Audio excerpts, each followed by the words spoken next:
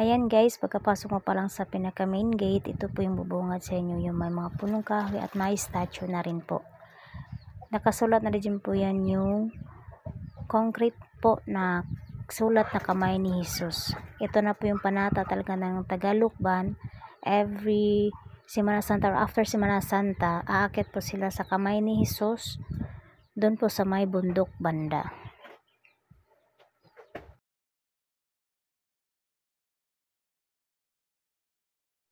Ayan guys, makikita mo na po yung lahat ng mga statue po. Pag umakyat na po kayo dun sa may kilid banda, nandun po yung daanan niya.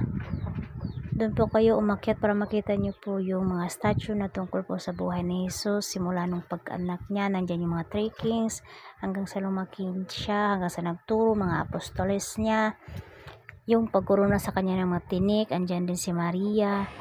Sila lahat nandyan. Three kings. At yung tungkol sa buhay ni Jesus na nasa Biblia, makikita niyo po yun dyan sa mga statue na yun.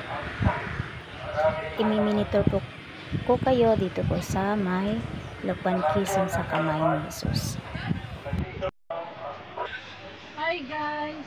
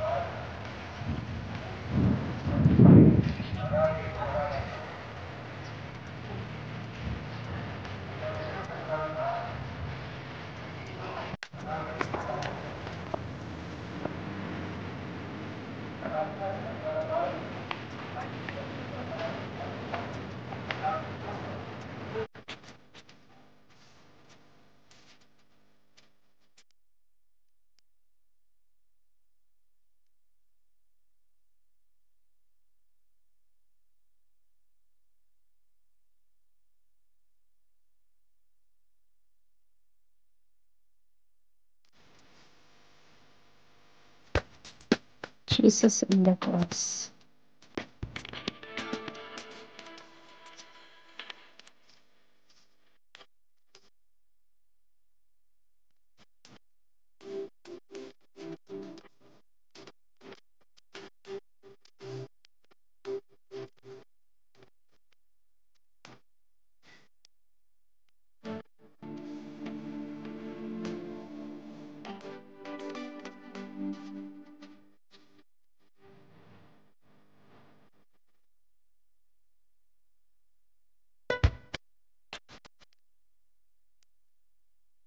The 12 apostles of Jesus Christ.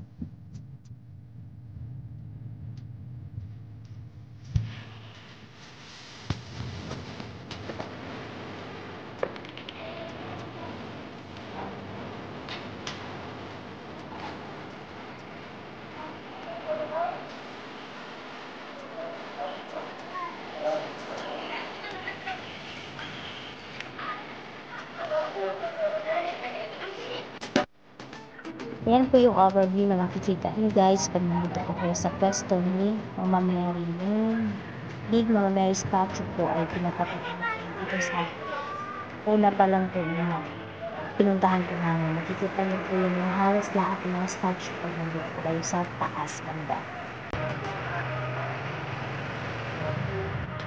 Yan guys, pina-zoom ko na po yan guys. Magandang itaas pa po yung statue talaga ni Jesus, yung tinatawag nila ng kamay ni Jesus.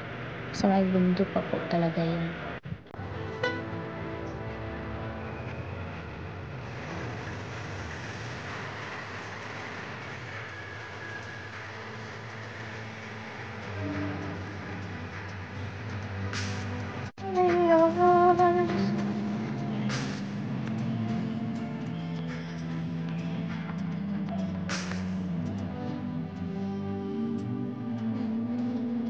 The Last Supper. The Last Supper. Ito na po yung The Last Supper ni Papa Jesus.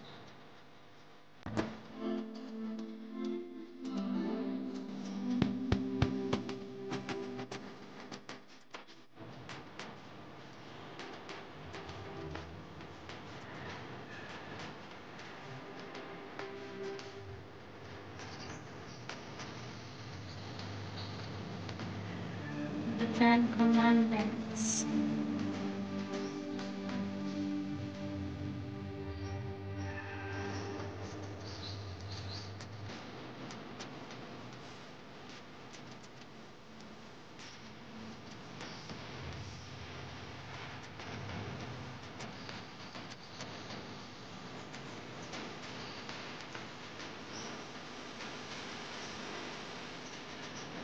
Including routing of terms of Father Jesus.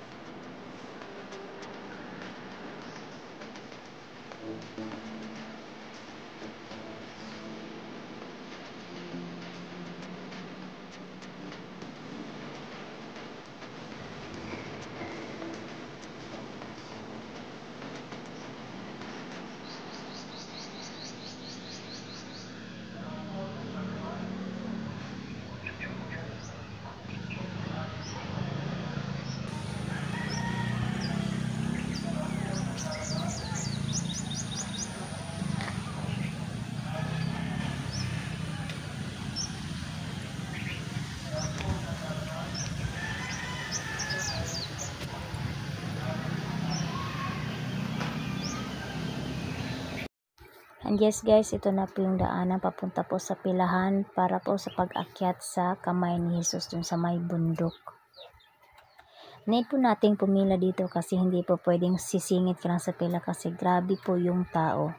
Panata na po nila dito yung pagkatapos ng Semana Santa ay aakyat po sila sa kamay ni Jesus. Kaya di mo masabi talaga na kailangan mong sumingit kasi grabe yung tao. Ayan. Tapos tingnan mo yung sa may bandang taas, yan po. Kailangan kasi natin sumunod sa pila kasi iba po yung pila sa paakyat. Tapos iba din yung daanan ng taong pababa na po galing sa kamay ni Jesus.